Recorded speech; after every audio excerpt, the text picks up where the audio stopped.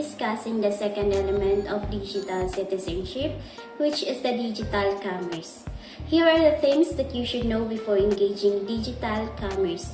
The Gartner defined digital commerce as digital commerce enables customers to purchase goods and services through an interactive and self-service experience. To further understand, let's differentiate digital commerce and e-commerce or electronic commerce. Digital commerce is a strategy that allows customers to buy products and services online by providing them with an engaging and interactive experience, while e-commerce is the buying and selling of goods and services or the transmitting of funds or data over an electronic network, primarily the internet. Here are the aspects of digital commerce. It accounts for all the elements of purchase decisions. All of these elements are significant, and the digital commerce experience would be woefully inadequate without them. First aspect is the content marketing.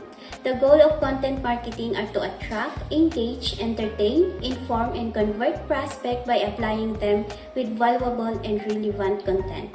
There are numbers of types of content marketing. They are as follows: the blogging, vlogging, podcasting, ebooks, webinars, social media posts, infographics, and user-generated content. But when creating content marketing, let's be careful because it might violate the Republic Act 8792, and according to it, privacy or unauthorized copying and dissemination of protected works in a manner that infringes intellectual property rights. As a penalty, shall be punished by a minimum of 100,000 pesos and a maximum commensurate the damage incurred and mandatory imprisonment of 6 to 3 years. Second aspect is product descriptions, images, and other media. The purpose of product description is to supply customers with important information about the features and the benefits of the product. Here are the 9 tips on how to write product description. Focus on your ideal buyer, entice with benefits, avoid yaya phrases, justify using superlatives, appeal to your reader's imagination, cut through rational barriers with many stories, persuade with sensory words, tempt with social proof, and make your description scannable. Third aspects are marketing as a function, promotional campaigns, social media engagement. Understanding the core of function of marketing can help you better focus your efforts and strategies to support your business. Here are the 7 functions of marketing: promotion, selling, product management, marketing information, pricing, financing, and distribution. Fourth aspect is the analytics. Analytics is the process of accumulating data from all the areas that have an impact on your store. Here are some best practices of analytics. Gather all of your marketing data that is scattered across all platforms and channels. Join the dots between your customers and the numbers. Adjust data for seasonality and other trends. Keep a close watch over your site's shopping behavior flow, and track your product categories and individual product over time. Fifth aspects are user experience mapping. These are the fundamentals of user experience mapping. There are many different types of user experience maps, such as customer journey map, service blueprint, experience map, and more. However, all these maps share something in common: a point of view, scope, and focus. After defining the point of view, scope, and focus, we need to pick a structure for the map. Common structures include chronological, hierarchical, spatial, and network structures. When picking a format, as a rule of thumb, consider who will be consuming the information of the diagram. Frame the effort by gaining clarity on what's the goal of creating a map, and lastly, determine how the map will be used. Sixth aspects of customer service. Customer service is how online business provide assistance to consumers with everything from making online purchase decisions to resolving issues.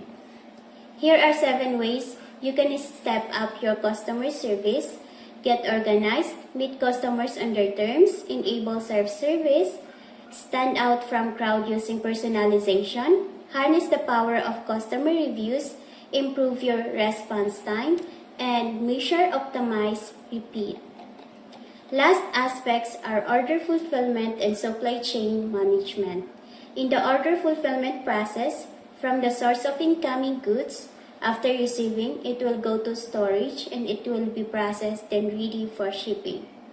While in the supply chain management process, from supplier to the warehouse, then to the fulfillment center, and then delivered by the carrier to the customer.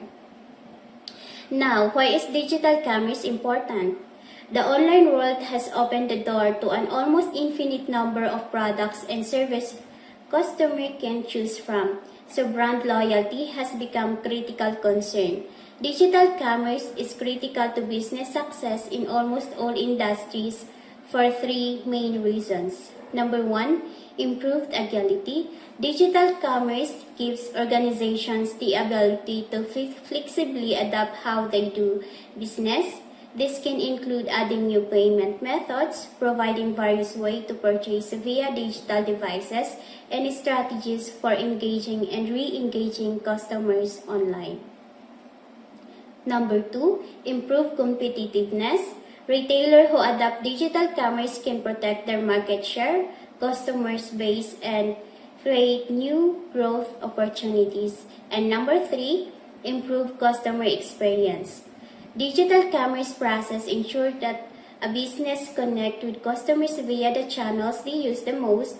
It builds positive relationships with the brand at every stage of a buying life cycle, promotion, acquisition, satisfaction, and retention. Digital commerce in the business environment. Broadly, digital commerce in the business environment works across 4 categories of business models: the business-to-business model, the business-to-consumer model, the consumer-to-consumer model, and the consumer-to-business model. In B2C model, business sell products or services directly to consumers. An example is Lazada and Shopee retail website. In B2B model, business sell products or services online to other businesses. Example of this is BPO service and remote co-worker. In C2C model, an online platform makes it possible for consumers to buy products from the other consumers. An example is eBay. In C2B model, consumers provide a service or sell something to businesses. An example is Google AdSense, an advertising network in which website owners sell the right to advertise on their website. The need for digital commerce. Digital commerce amplifies the benefits of e-commerce by gaining value and revenue over a longer period. But why should business adopt digital commerce? To drive visibility. Consumer prefer seamless transaction regardless of the platform. For businesses, this means multiple opportunities to become visible to consumers such as social media, marketplace, brand websites, apps, and more. This in turn leads to multiple sales opportunities. To build legitimacy, both small and large brands can perform well as long as they are considered genuine and authentic to their brand. Some research reports that nearly 70% online consumers look for social proof. Digital commerce helps campaigns gain authenticity through social media, reviews, and relevant content, and to generate more sales. With omnichannel strategies, digital commerce drives more sales with increased visibility. Digital commerce trend. In the online world, everything is in constant state of evolution, and digital commerce is no different. While earlier, it may have been sufficient to be present on multiple channels, the need to go further than it is ever present. Here are a few digital commerce trends. Personalized commerce. Some avenue of personalized commerce are data-driven product suggestions, product bundling, gift hampers, and more. Some businesses are going even farther by giving consumers a complete agency of choice. Interactive products, augmented reality and virtual reality works well in retail, and brands are already jumping on the wagon. Using this information, consumers can make requests for personalized products, while business learn about consumer preferences about actually stocking up on a single item of inventory. And better inventory control. Even with the advent of digital commerce, inventory remains to be the greatest expense in retail. Businesses are solving this problem with data, the very cornerstone of digital commerce. Benefits of digital commerce. There are many benefits of digital commerce, and they cover all aspects of business from strategy, revenues, expenses, and much more. Here are some advantages that cause most businesses to move to digital commerce model. Seamless process. Nearly every potential consumer journey is mapped out in advance and supported by specific content. In many ways, digital commerce is making automation at its best, as it can predict a consumer's next logical need and answer the need to lead customers to purchase. Less manpower utilization. Digital commerce is heavily automated, reducing the need for expensive workforces. Scale. Easier to scale. Since most digital commerce applications are automated, the business model is far easier to scale. Typically, challenges of scale including hiring, performance management, managing multiple geographies, and consolidating sales. Data can eliminate these challenges through digital commerce. Better user experience.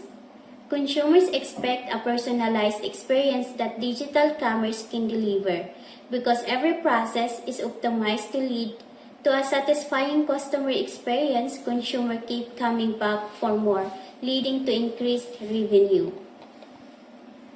Challenges of digital commerce. Prepare yourself by anticipating the following potential obstacles associated with digital commerce. Number 1. Delivering consistent customer experience.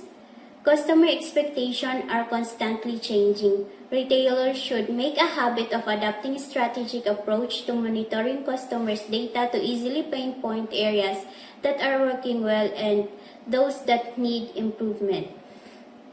Number 2, meeting new technology expectations. Devices are constantly being upgraded, which means you'll need to update your digital commerce campaign regularly to serve your tech-savvy customers. Number 3, generating enough traffic. Creating Instagram galleries, securing influencer collaborations, hosting social media prize giveaways, optimizing product images for Google. These are just a handful of ways to generate traffic for your e-commerce business via digital commerce. Number 4, converting and retaining customers. Tap into the power of customers' retention and re-engage existing customers by adopting digital commerce tools such as feedback survey, live educational webinars, and automation. And number 5, expanding business with technology. Retailers who wish to accomplish ongoing and consistent growth with digital commerce should establish a firm foundation for their technological feats. There's a lot to consider at this point, including analytics, shopping cart solution, email software, customers relationship management system, and inventory management software. Now, here's the thing. Beside of making a strategy to sell your product, here are the 6 tips on how to sell safely online. Number 1, protect your personal information. Of course, when dealing with strangers online, it's crucial that you keep your information personal. And number 2, limit communication channels. Many websites or apps allows buyers and sellers to communicate on platform. It is best to limit your communication to that channel. In fact, many sites recommend that sellers communicate exclusively through their platform. Number 3, when selling locally, stick to in-person transaction. According to the Craigslist, you can avoid 99% of scams by selling to buyers in your area face-to-face. Sticking to cash transactions and in-person handoffs can eliminate your payment scam risk, but you should still take certain precautions. Number 4, only accept payment through approved methods. If you're using Lazada or Shopee, ask that the buyers pay through the website's recommended channels. Do not accept personal checks, cashier checks, wire transfer, or money orders. If a buyer insists in these payment methods, they are maybe planning a scam. Number 5, take extra precaution with shipping. If you have to ship an item to a buyer, you'll need to take extra precaution. And lastly, number 6, take advantage of seller protection and guidelines. If the site offers seller protection, make sure you're using them. How about you as a consumer? Here are the 9 tips on how to buy safely online. Number 1, make purchase on secure websites. Before making a purchase, check if the website is an official and secure shopping site. Number 2, check the identity of the seller. Now that you've established the credibility of the website you want to transact, the next step is to check the authenticity and credibility of the sellers. If you want to purchase authentic items, you can look for verified badge or an official logo on their accounts. Number 3, don't buy if the deal is too good to be true.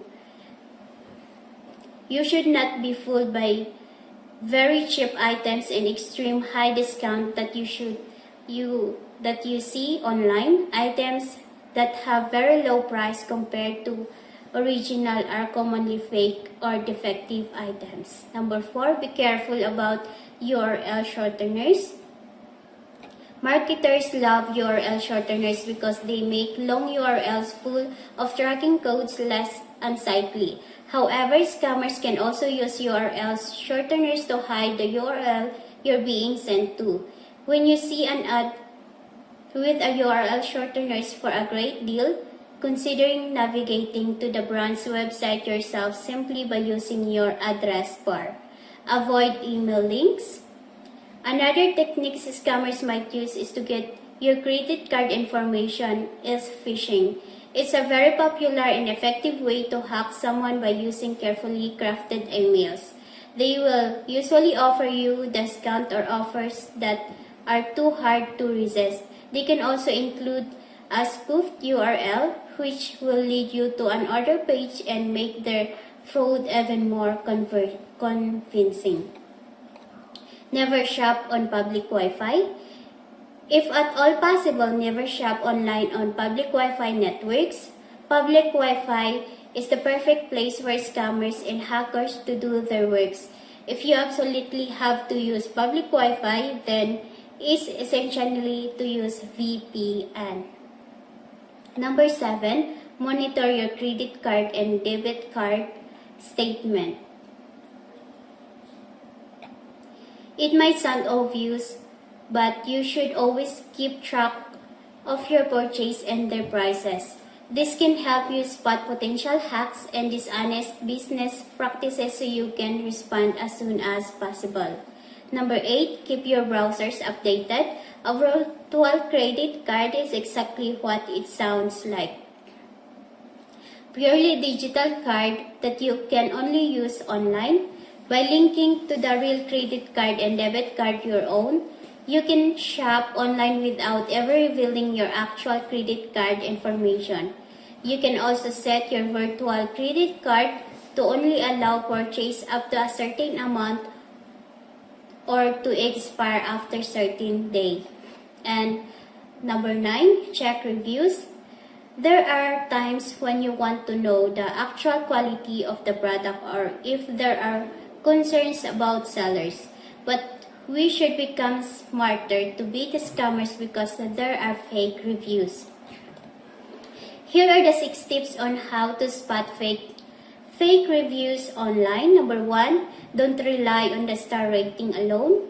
Since the average of star rating can't be fully trusted, consider reading a sampling of reviews across all star ratings. This will give you a better idea of whether a product is worth buying. Number 2, watch out for red flag. Fake online reviews are typically short, not clear, and hastily written without a lot of concerned details about the usefulness of the product. Another sign of fake reviews is hyperbole and excess authenticism, especially the mundane products like baking sheets and extension cords. Number 3, see if the reviews are legit. When looking at the review, the Federal Trade Commission recommends checking if the reviews has written another reviews. If it seems like they created an account just to write one review, it could be fake. Number 4, check for burst review during a short time span. Fake reviews tend to be published in bulk over a short period of time, sometimes all in same day. Number 5, look out for negative reviews too. To avoid detection, some phony reviews try to appear less obviously fake. This can include slightly lower ratings, like giving 4 stars instead of 5. And remember that not all reviews are meant to be positive, for fake reviews are sometimes used to harm a competitor. And lastly, number 6, read independent product reviews from established sources. Aside from looking at customers' reviews, consider reading product on legitimate website. I hope this information will help. And if you want to have a copy of my presentation, please see the link in the description below. Have a nice day ahead.